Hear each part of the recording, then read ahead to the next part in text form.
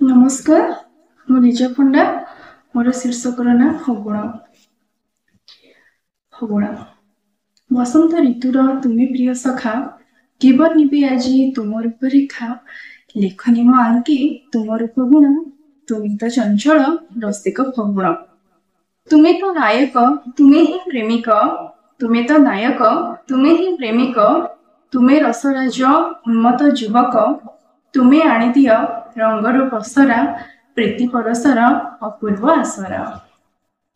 तुम आगमनी हसई प्रकृति, पाइन से नव बधुर स्वीकृति। तुम आगमनी हसई प्रकृति, पाइन से नव बधुर स्वीकृति। धरणी साजई सबुजिमा भरा, तुम अपेक्षारे हसुथाई परा।